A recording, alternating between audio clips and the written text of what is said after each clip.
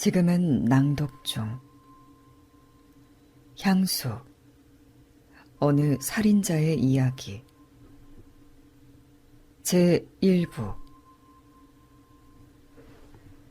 18세기 프랑스에 한 남자가 살고 있었다.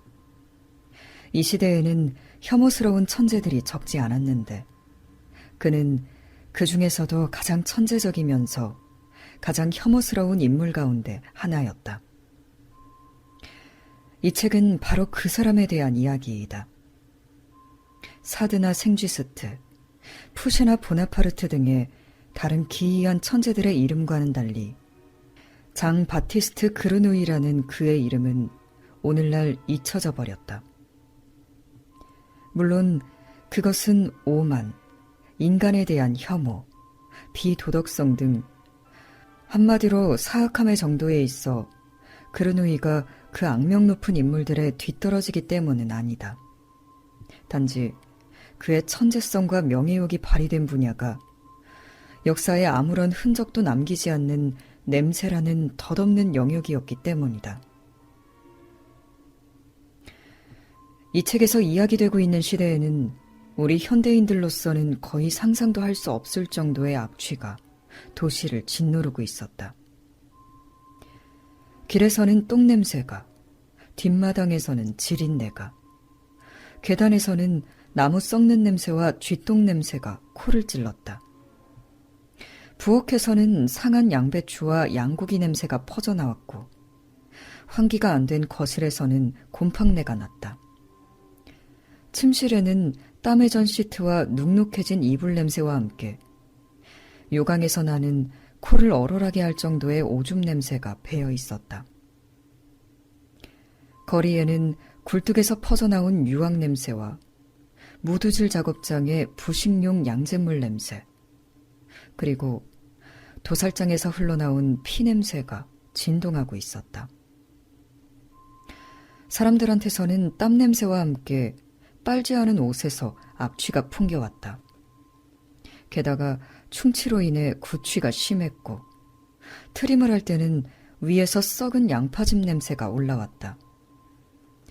어느 정도 나이가 든 사람들한테서는 오래된 치즈와 상한 우유, 그리고 상처 골문 냄새가 났다. 강, 광장, 교회 등 어디라고 할 것 없이 악취에 쌓여 있었다. 다리 밑은 물론이고 궁전이라고 다를 바가 없었다.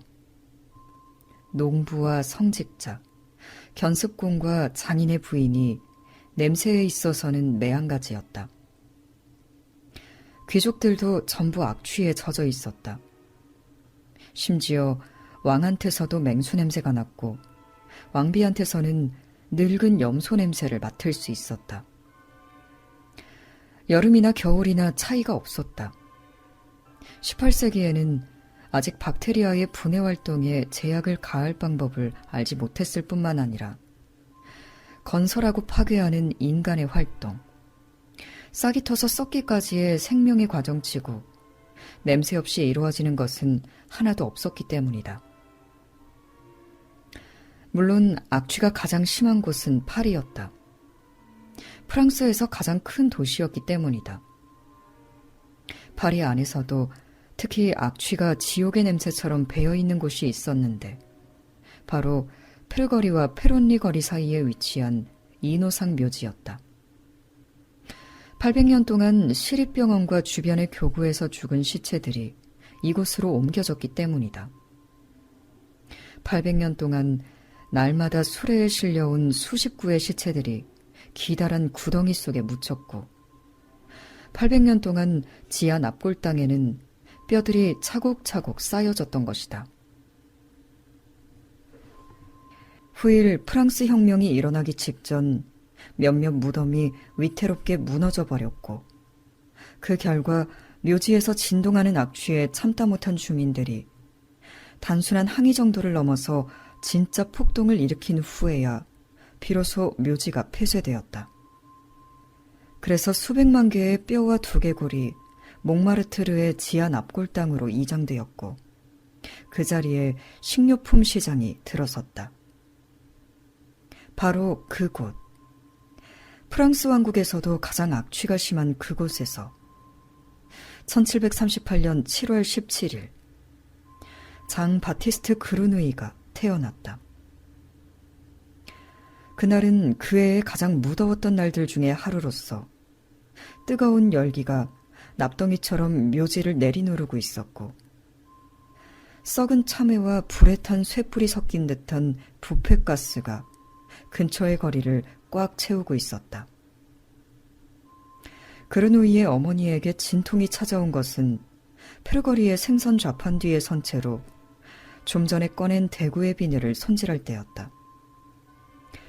아침에 센강에서 잡았다는 그 생선들은 벌써 악취를 풍기고 있어 오히려 시체의 냄새를 압도할 정도였다. 그러나 그르누이의 어머니는 생선 냄새도 시체의 냄새도 맡을 수가 없었다.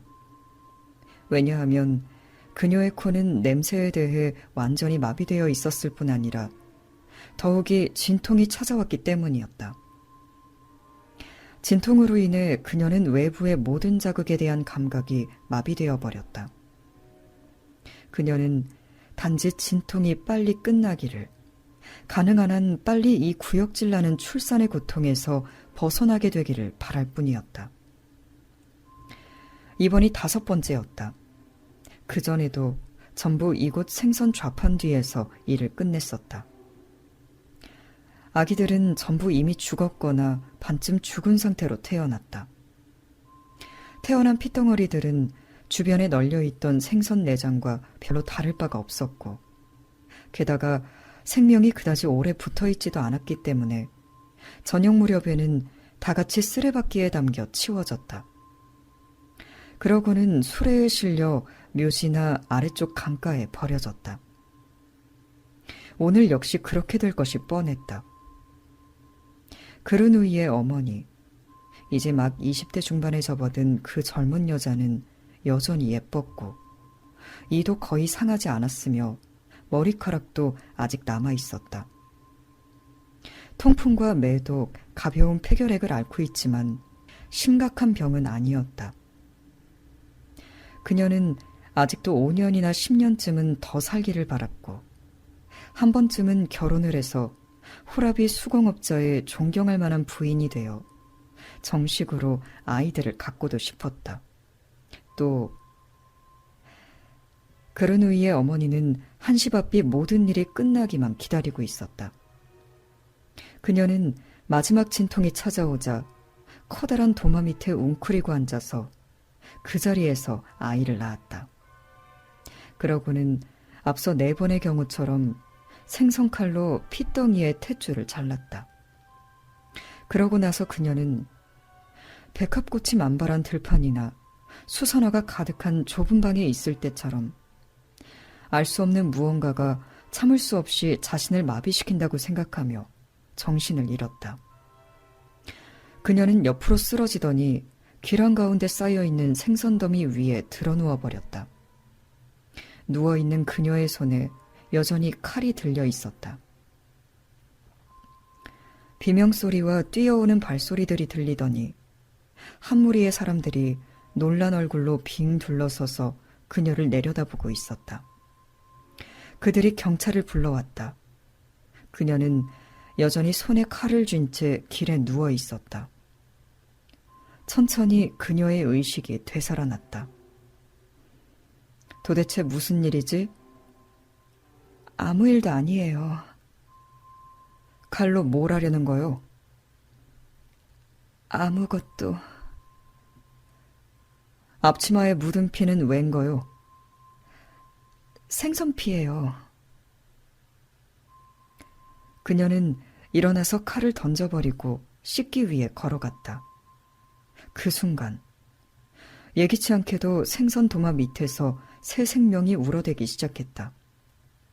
사람들이 여기저기 뒤져본 끝에 생선 내장과 잘린 생선 대가리들 사이에서 온통 파리대에 뒤덮여 있는 갓난아기를 발견해 끄집어냈다. 아기는 관청에 의해 부모에게 맡겨졌고 여자는 체포되었다. 그녀는 자백을 통해 앞서 4번의 경우처럼 이번에도 틀림없이 아기가 죽게 내버려 두려 했다는 점을 시인했기 때문에 즉시 재판에 회부되었다. 수차례에 걸친 영아살인죄의 판결을 받은 그녀는 몇 주 후에 그레브 광장에서 참수되었다. 그녀가 죽었을 때에는 아기의 부모가 벌써 3번이나 바뀐 상태였다. 사나흘 이상 아기를 맡으려는 사람이 없었던 것이다. 아기가 너무 개걸스럽다는 것이 그 이유였다. 보통 아이들의 2배나 먹고도 모자라 다른 아이들이 먹어야 할 젖까지 다 빨아먹는 이 아이 하나로 인해 생계수단인 부모 일이 불가능하다고들 했다.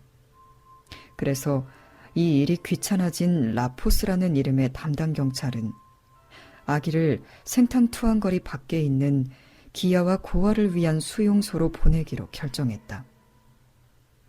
그곳에서는 매일 루앙에 있는 규모가 큰 국립고아원으로 아이들을 보냈다. 아이들을 운반하는 일은 짐꾼들이 가죽으로 만든 바구니를 이용해서 했다. 그런데 이런저런 이유로 인해 젖먹이들의 경우는 바구니 하나에 4명을 한꺼번에 담아 날랐고 그로 인해 도중에 죽는 사례가 적지 않았다. 바로 그것 때문에 짐꾼들은 세례를 받은 아이들만을 날라주었다. 그것도 루앙의 직인이 찍힌 합법적인 운반증을 제시할 때에만 가능했다.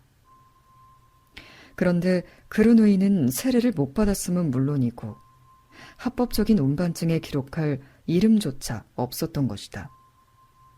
한편 경찰로서도 아기를 이름도 없이 수용소에 넘기는 것은 절차가 아주 번거로울 뿐 아니라 쓸데없는 요식행위들만 더하게 되는 셈이었다. 이처럼 갓난아기를 이송하는 데 필요한 일련의 관료적이고 행정적인 절차가 어렵기도 하고 또 시간도 촉박했기 때문에 라포스 경관은 애초에 계획을 바꿔 그 남자 아기를 확인증을 받고 어느 교회기관에 넘겨주도록 지시하였다. 그러고는 거기서 아기에게 세례도 주고 앞으로의 운명도 결정하도록 했다. 아기는 생마르텐 거리에 있는 생마리 수도원에 보내졌다. 그곳에서 아기는 세례를 받고 장 바티스트라는 이름을 얻었다. 그런데 이날 수도원장의 기분이 좋았을 뿐만 아니라 구호기금도 남아있었기 때문에 아기를 루앙으로 보내는 대신 수도원이 비용을 부담하여 양육하기로 결정되었다. 생드니거리에 사는 잔뷔씨라는 유모에게 아기가 맡겨졌는데 그녀는 아기를 돌보는 대가로 일주일에 3프랑씩 받기로 이야기가 되었다.